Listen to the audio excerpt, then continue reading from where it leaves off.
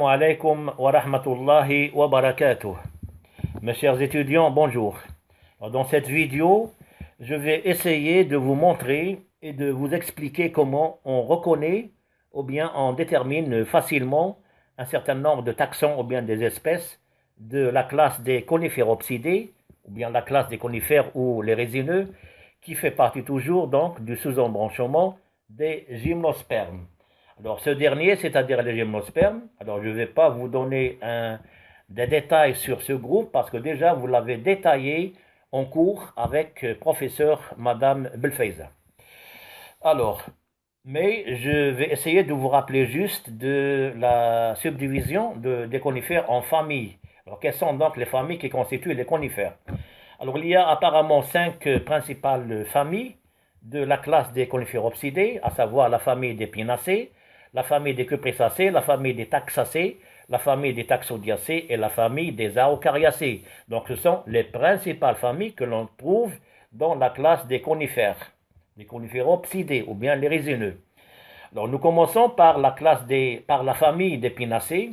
Alors la famille des pinacées est composée de 3 principaux genres, à savoir le genre Pinus, le pin, le genre Abies, le sapin, chour en français, et le genre Cedrus, le cèdre. La deuxième famille, c'est la famille des cupressacées avec 3 principaux genres également.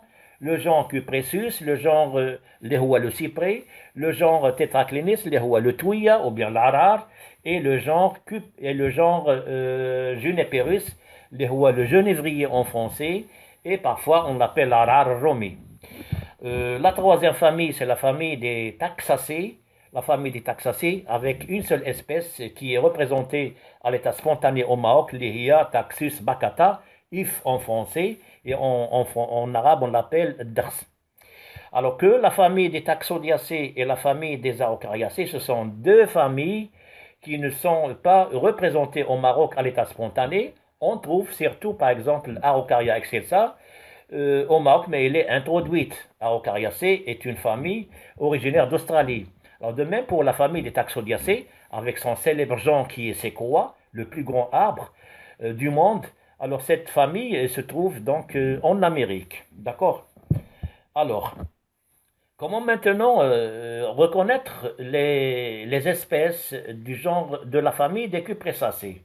Alors ici, je vois donc 2 espèces, d'accord? Il y a Juniperus phoenicia à droite et Tetraclinis articulata. Alors, la famille des cupressacées, est reconnue à l'aide de ses feuilles. Les feuilles qui sont squamiformes, elles sont en écailles. Ce n'est pas comme celles que l'on trouve chez la famille des pinacées. La famille des pinacées, ces feuilles sont aciculaires, comme on vous a dit en cours. Aciculaires, c'est-à-dire les feuilles sont en aiguille. Alors que celles de la famille des cupressacées, comme vous voyez clairement, les feuilles sont bien en écailles. C'est des écailles. Donc vous voyez que chaque élément constitue une écaille. D'accord? Donc c'est le principal critère par lequel on reconnaît la famille des cupressacées. Alors, comme je vous ai cité tout à l'heure, que la famille des cupressacées est composée de 3 principaux genres, Juniperus, Tetraclinis et Cupressus. Alors la seule différence ou bien la seule distinction entre les 3, c'est à partir de leur cône, de leurs fruits.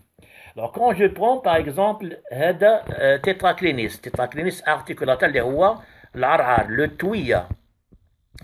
Alors je vois bien que les cônes diel Tetraclinis articulata, ils sont bien composés de 4 écailles ligneuses, 4 écailles dures, d'où le nom Tetraclinis parce que le fruit est un tétragone. Voilà, c'est bien écrit, Naya. Fruit tétragone. Tétragone, c'est-à-dire que le cône, les éléments donc ce sont des cônes avec uniquement 4 écailles qui sont ligneuses et qui sont dures.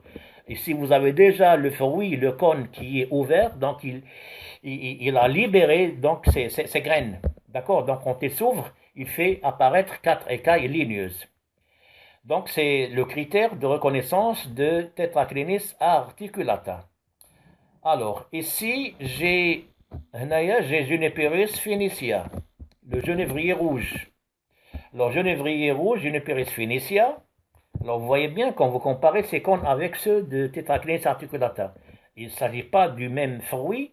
Alors, chez Juniperus phoenicia, nous voyons bien que le fruit, ou bien le cône, est baxiforme. C'est quoi baxiforme? En forme de baie. Une baie, c'est quoi? Une baie est un fruit charnu. Car vous savez que on trouve des fruits qui sont secs et des fruits charnus. Les fruits charnus, nous avons des baies et nous avons des drupes. Des baies comme la tomate, par exemple, et les drupes comme les olives. Donc, ça ressemble beaucoup à un bug. Donc, c'est des baies. D'où donc le nom baxiforme.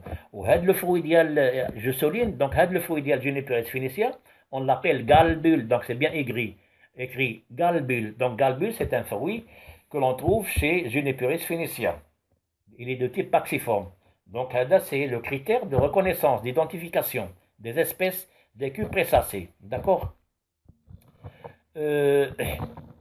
Alors toujours pour le genre Juniperus, donc la première espèce c'est Juniperus phoenicia, mais au Maroc il faut retenir au moins 3 espèces du genre Juniperus, qu'un Juniperus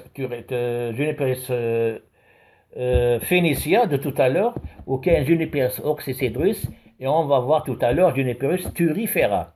Alors Juniperus oxycedrus et les feuilles d'yellow, alors vous voyez bien, il s'agit